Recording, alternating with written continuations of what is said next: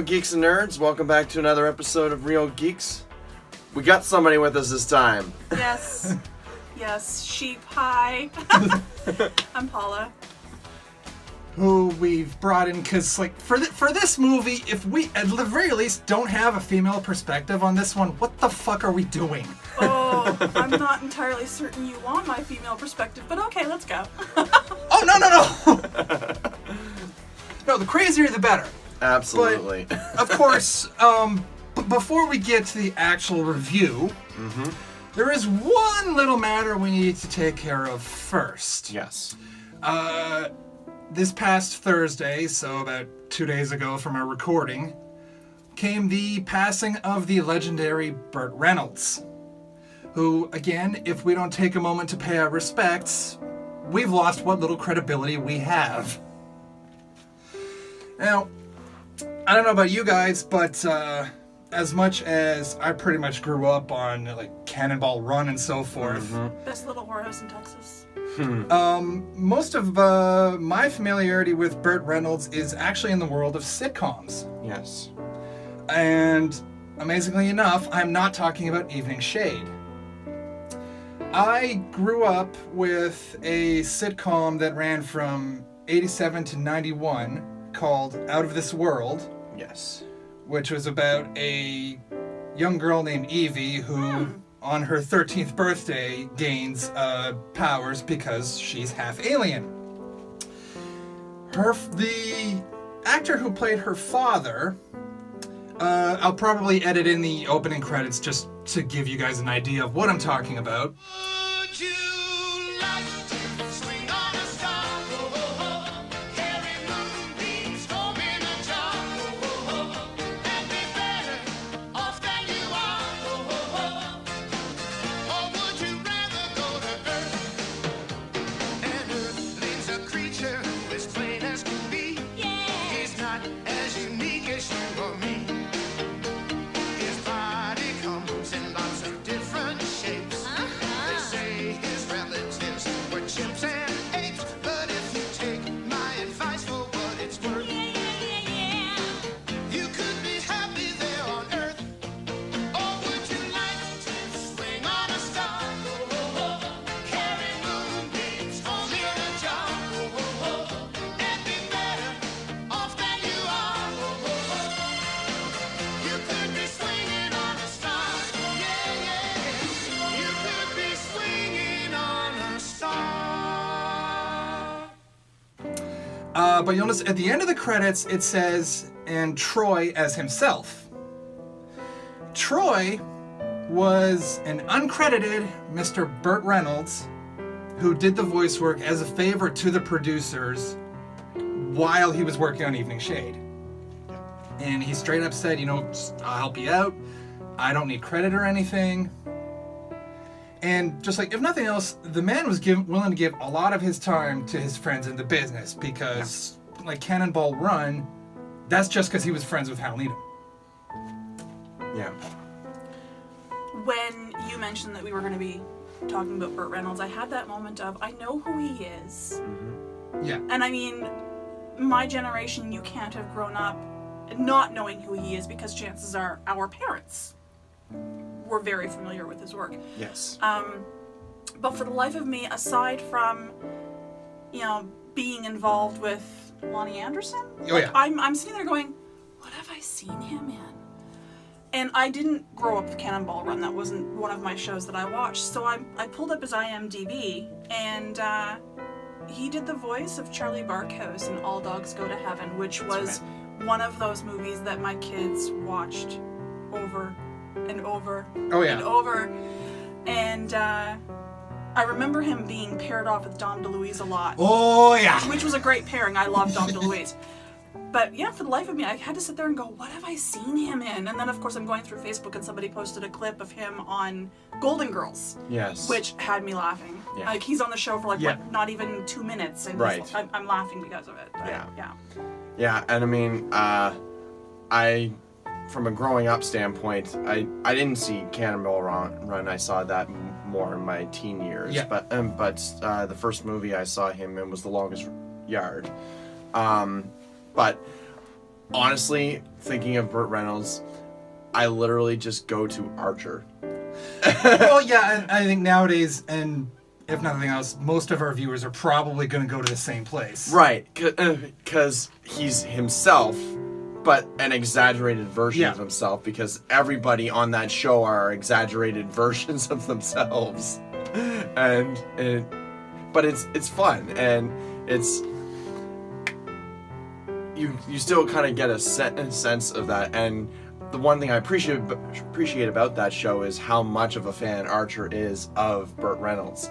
And I swear to God, if at some point in the show's future they don't pay tribute to the man in an even bigger way than they already have, it would be a sorely missed opportunity. Oh yeah, they have to do something. Yeah. And I mean, like, let's be honest, even if you haven't seen like Cannonball Run, just go on YouTube.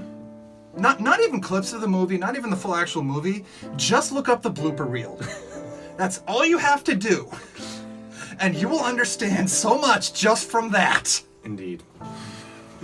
Because whether it's drama, voice work, comedy, no matter what, you could just put Burt Reynolds in and he would just go. Yeah. No, but he was also the epitome of the ladies' man of the 70s, and he fit that era. I don't know how well he managed, because I don't watch Archer, so I don't know how well he managed to continue on to this generation with all of the stuff going on.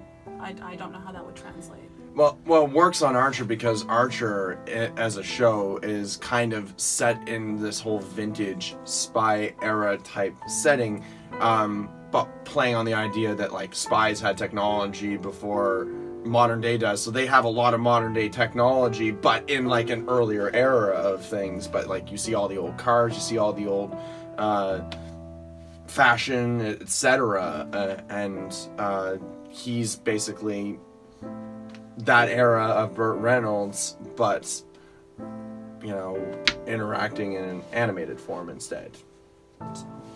Yeah, and I think also he almost became a bit of an internet meme as well.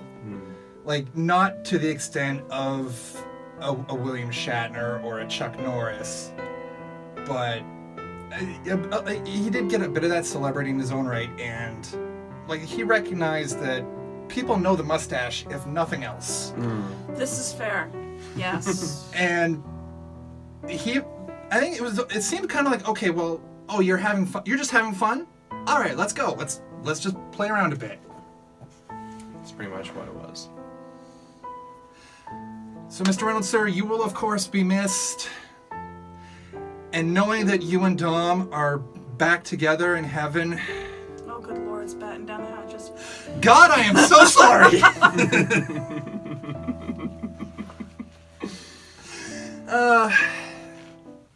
Now, with that, let's get to what we're actually here for, or what we at least plan to be here for, which is our discussion of Peppermint.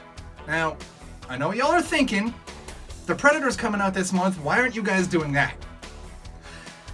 Yeah, we thought about it, we did, I swear. Especially with the last trailer that came out, because holy shit.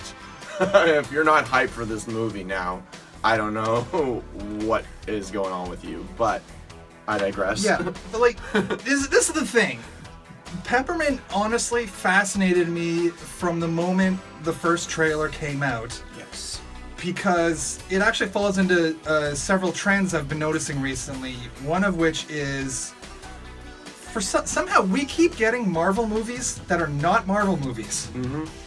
This is basically female Punisher. Yeah, like there's that, like, earlier this year we had Red Sparrow, and that was basically guys, I'm sorry, that was Black Widow's origin story. Let's not kid ourselves. And then, of course, like you said, now with Peppermint coming out, you look at it, it's like, gee, where did we get this idea? I do appreciate that I've always appreciated the strong female, iconic heroine, whatever. Are we allowed to swear? Oh God. Fuck yes! Okay. I am not editing a censor button. I do not watch chick flicks. Yeah. I cannot stand chick flicks. Give me Jackie Chan, give me, any kind of action movie. Fair. So, what I do appreciate is a bitch flick. Yeah. Now, Double Jeopardy was one of those ones. Mm-hmm. I did like that movie.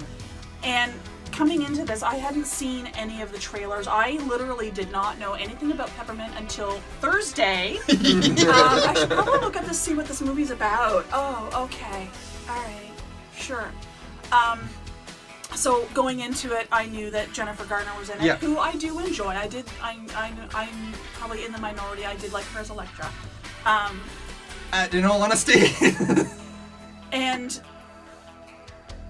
watching the movie, there were some parts that I liked, some parts that were very manufactured. They didn't seem to come organically.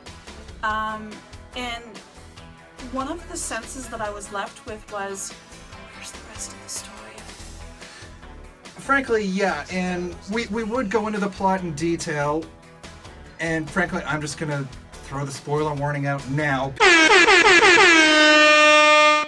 Because, in all honesty, if you've seen The Punisher, any of them, if you've seen Man on Fire, if you've seen Taken, Yeah, you've seen this movie. therefore you know the equation. Oh yeah. I'd say the biggest difference, though, is that you have this situation of, like, all these revenge movies, they've all had the same basic kind of almost generic title, really. Like, every single one of them, as the ones you've just mentioned, Taken, Man on Fire. And, like, there's a very distinct element to those titles that kind of just screams, okay, this is a revenge movie. And then you're sitting there going, where the hell did Peppermint come from? I think where you probably got a bit confused is the fact you didn't see the trailer. There is a line in there where Garner says, My girl has love in her heart, and snow in her eyes, and peppermint in her blood. Happy birthday, kiddo.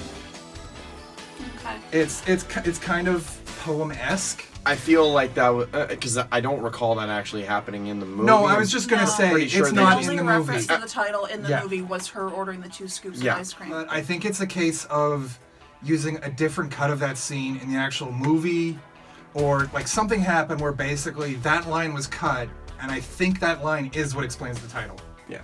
Well, for me, it was more, and there's so many movies that are coming out now where they're based on a book, they're based on Yeah. a cartoon or a comic or something, Yeah. or a reboot.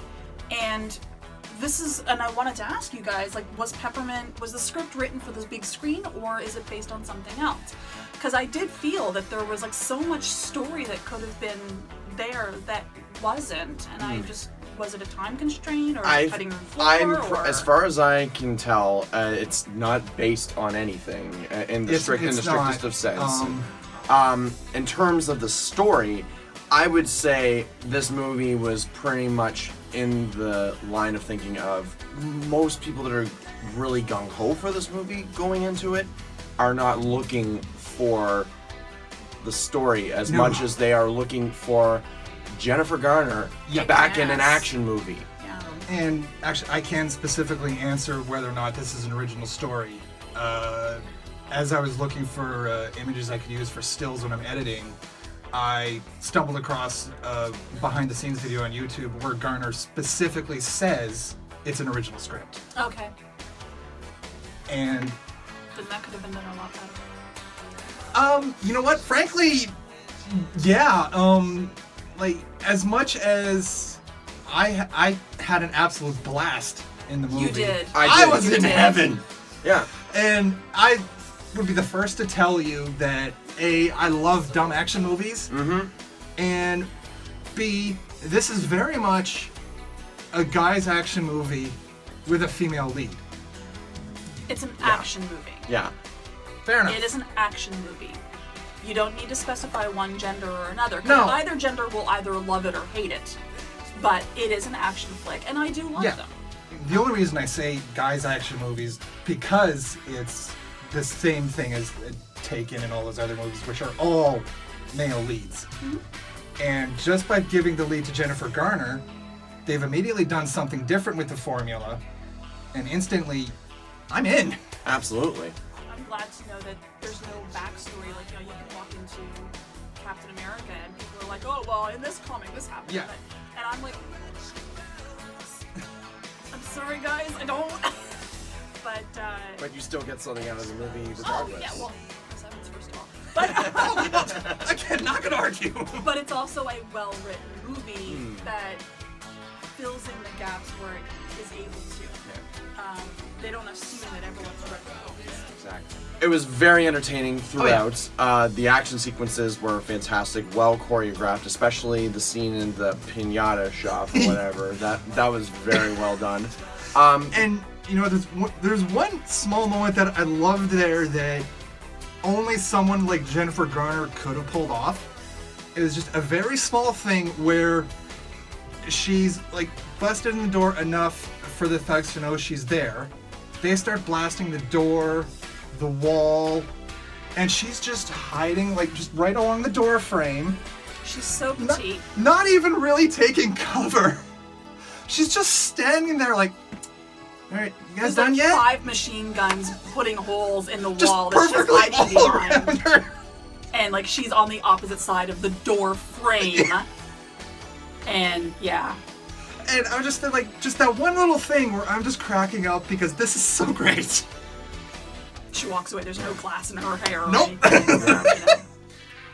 Getting back to the whole story Yeah. thing, it's like they didn't necessarily spend a whole lot of time on how she got from what we see in the flashback of 5 years prior to the main events of the movie to where she's at now. We get kind of a montage of exposition and little flashes of stuff on a screen. She was here in Japan, and she was here, and then she was here, and now she's back here as of 3 months ago, and I'm like, they could have filled that in better. Oh yeah. Yeah, if nothing else, Hollywood, I'm sorry. If the Arrowverse can do a good job using flashbacks to fill in story, so can you. Yeah. Like, come on.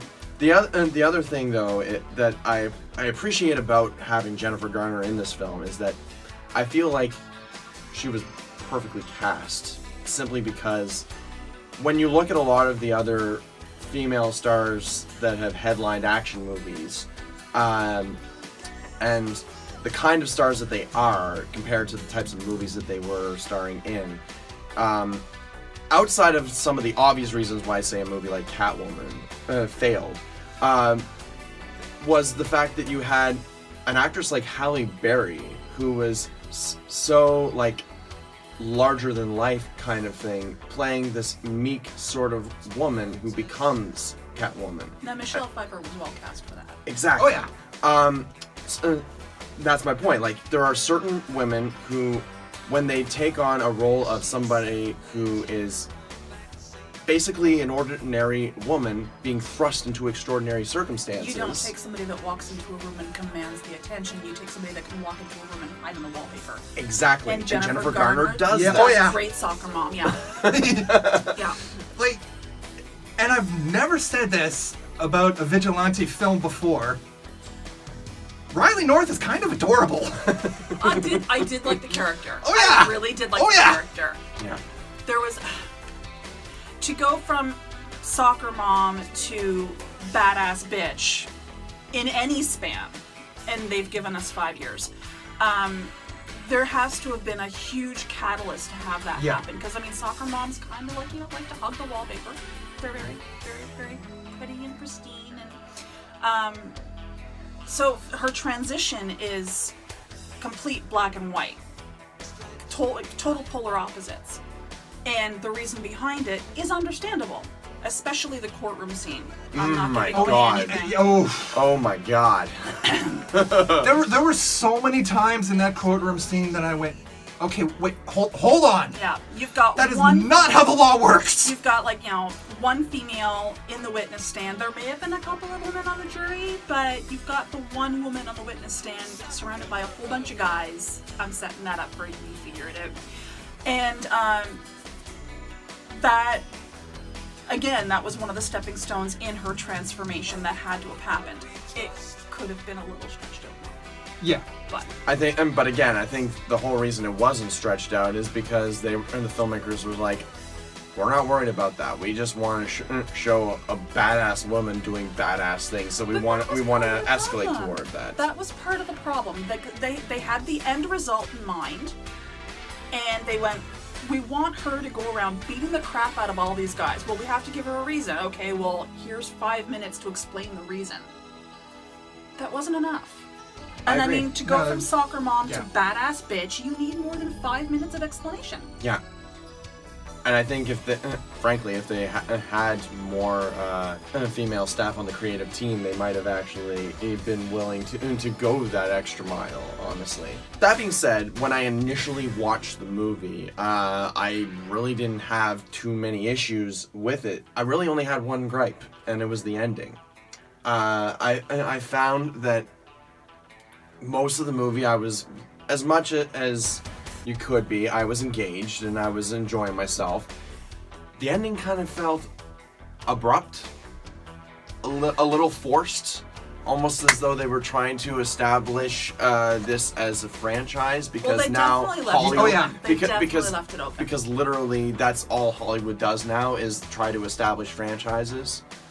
Which, on the one hand, yes please, because I am desperate for more Riley North.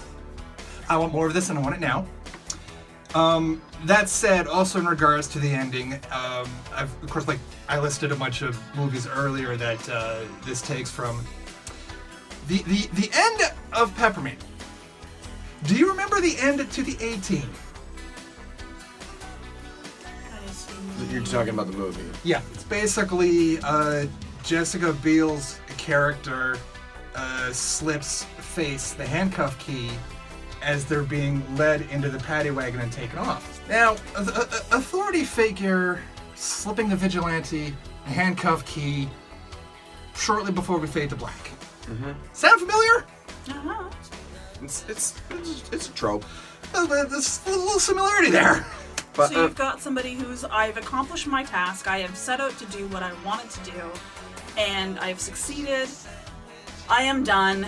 Do with me what you will. I will go to prison. You're handing me a key. Okay. Yeah.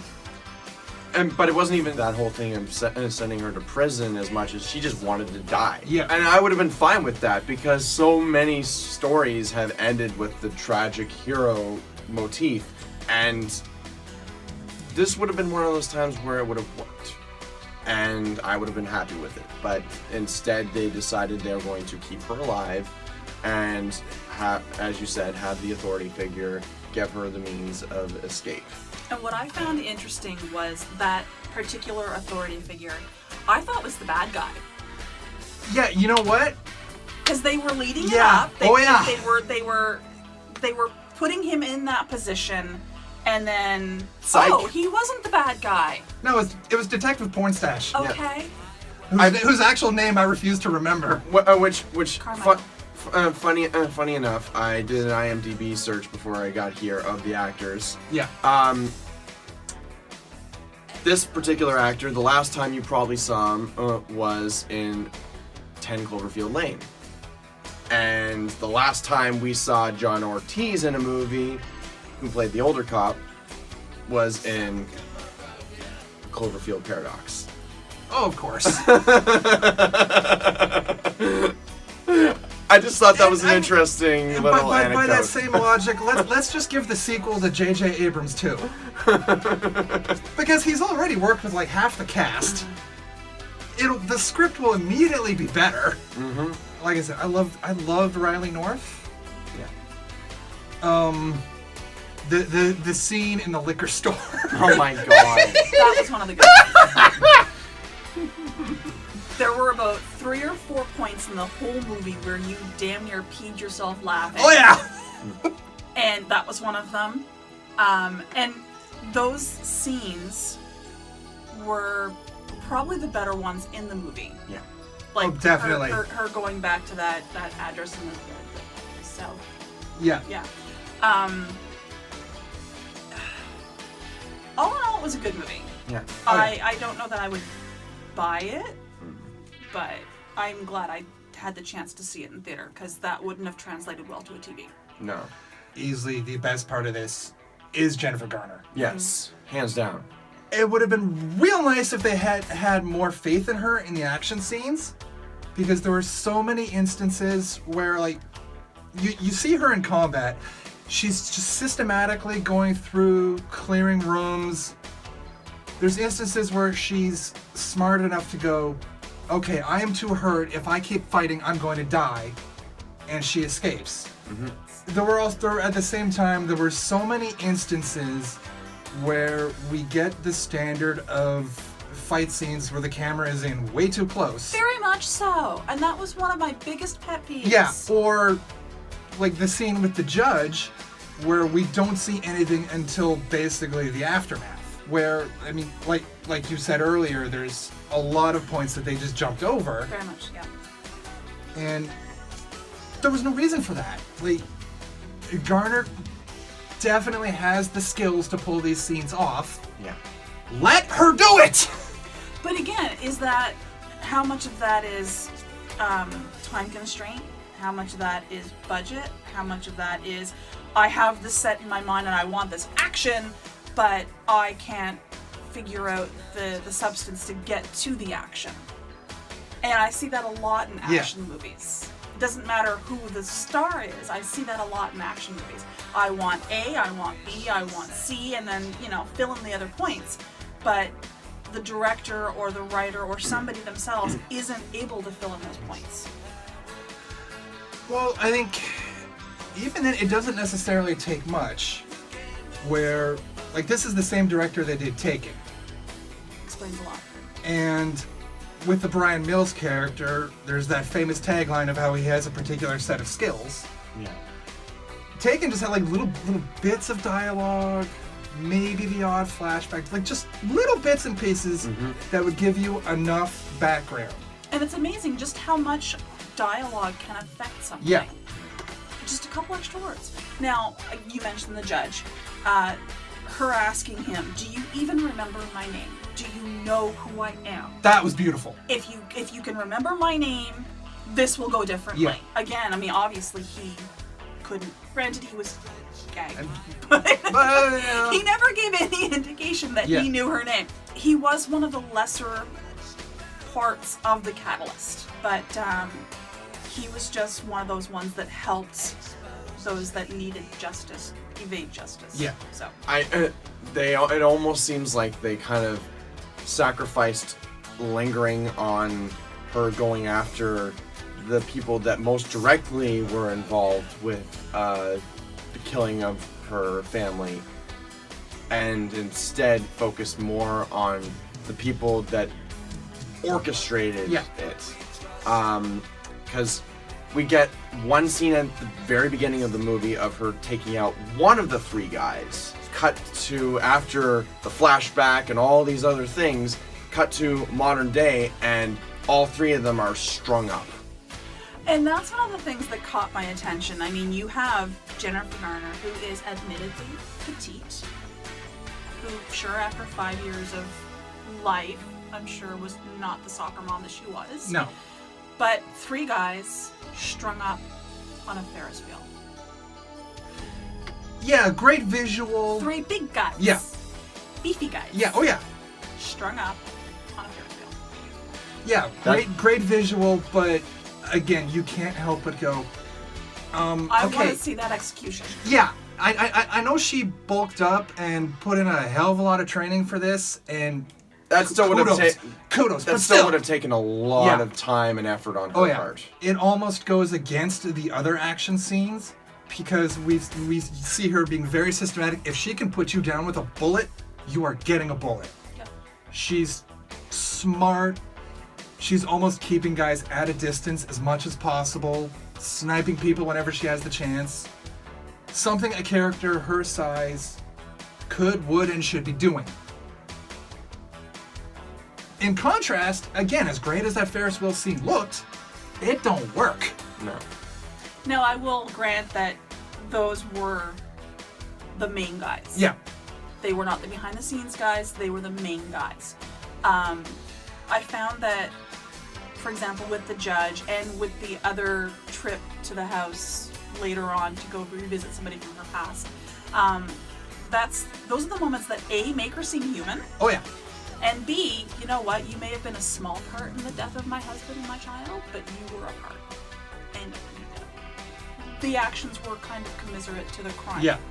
So, I did like that scene. Oh, that house. Yeah. That was brilliant. That was so much fun. I'm.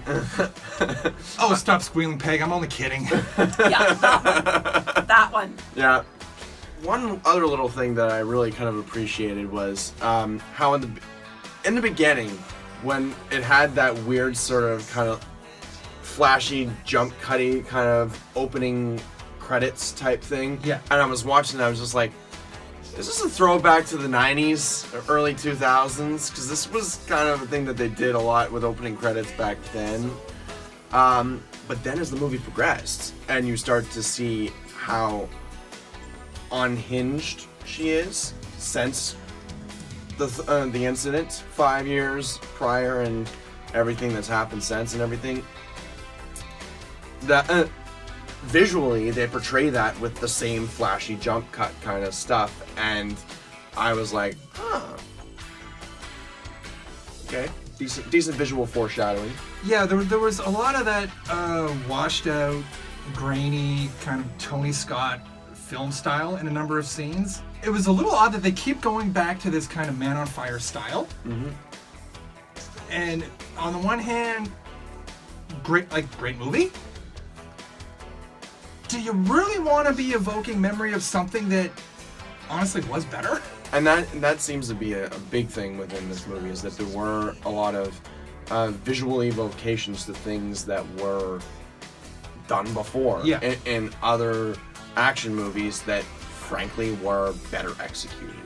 That may have been the whole point though. If the director is trying to emulate something that has already worked. Yeah. And that's obviously probably why he did it. It's just... No, and like on the one hand, I will give credit for at least having the decency to not be as blatant about it as Valerian was. But at the same time, it's still a little problematic, especially when they're not doing a whole lot to build up their own character. But again, if nothing else, damn, this was fun. At the end of the day, that's really kind of what you want. Yeah. This was not a movie that had you sitting there going, damn, I wish I had those 2 hours back. Exactly. And that's all you can really ask for at the end of the day. No, and I think, like I said on our review for the Meg, I think this is another one of those, you're either going to buy in or you're not. So, ratings. What do you think? For me, I'm thinking 3 out of 5. Yeah. As we've said, Jennifer Garner is just brilliant. Please give us more Jennifer Garner action movies. She did make the movie. Oh yeah. But at the same time though, She needs to be in better written action movies. Exactly. I love the character of Riley North. We need to give her to a better writer. Mm-hmm. I would like to see her in that role done by the same people that say did Wonder Woman. That would be an amazing combination. And not because it's women with women, but because Wonder Woman was very well written and very well choreographed. And the costumes and everything. I loved Wonder Woman. I would like to see Riley North, Jennifer Garner have that kind of team.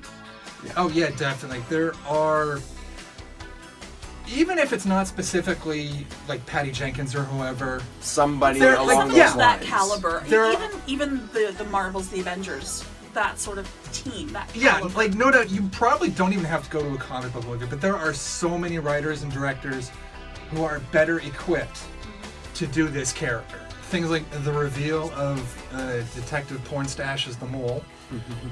It doesn't work. It was disappointing. It was very disappointing. Yeah. I Yeah. had better expectations. I think with it was, I get the idea of the need for that bait and switch, but he interacts with Riley so rarely that when we get that reveal, it means nothing. I'm with you on the rating. 3, solid rating. Oh yeah, there's there's a lot of fun here, but at the same time, you can clearly see that there is so much more that could have been done. Yes. The potential was there, and it was just squandered. And again, for the love of God, pull the camera back. Let Jennifer Garner do Just what 2 she feet. can do. 2 feet, maybe 3 Yes. feet. That's not a whole lot. Well, I think we've pretty much said all that can be said about the film. It was good, wasn't great, could have been a lot better.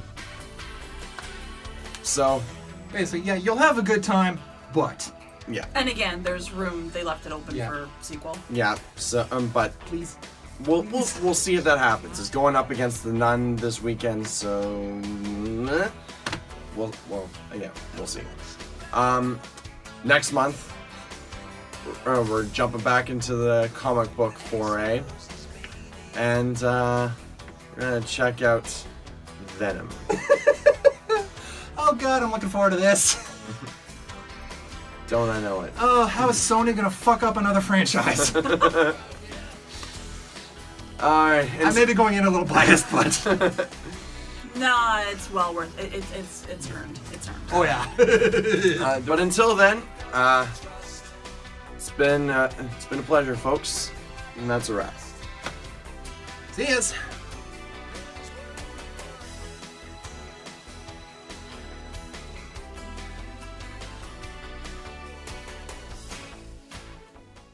Real Geeks is a Geeksploitation production.